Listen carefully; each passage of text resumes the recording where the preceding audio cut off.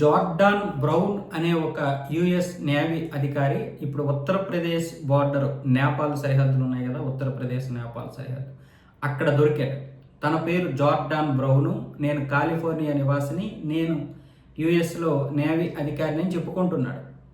అతని దగ్గర ఎటువంటి పాస్పోర్ట్ కానీ ఇతర పత్రాలు కానీ ఒక వీసా కానీ ఏమీ లేవు.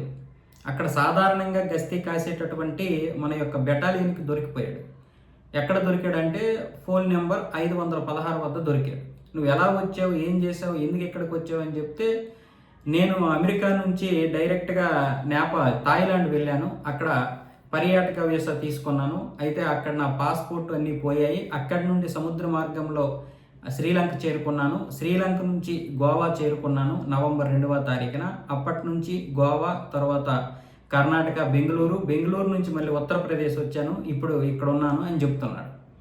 అంటే 8 నెలలుగా ఎటువంటి పత్రాలు లేకుండా ఇక్కడ ఉన్నాడని ఇప్పుడు పోలీసులు అయితే గుర్తించారు. దానికి సంబంధించి మహారాజ్గంజ్లో ఈయన మీద పోలీసులు అయితే కేసు నమోదు చేసి విచారణ చేపట్టారు.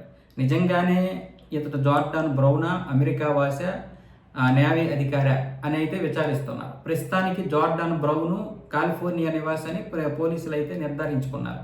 కానీ నేవీలో పనిచేశాడా లేదన్న విషయాలు ఇంకా తెలియలేదు. దానికి సంబంధించి కేంద్ర ప్రభుత్వం నిఘాతో మాట్లాడి అక్కడ కాలిఫోర్నియాకి చెందినటువంటి మిగతా విభాగాలతో టచ్లోకి వెళ్తున్నారు. ఆ తర్వాత వాళ్ళు మొత్తం ఎంక్వైరీ చేసిన తర్వాత అసలు నిజాలు తెలుస్తాయి.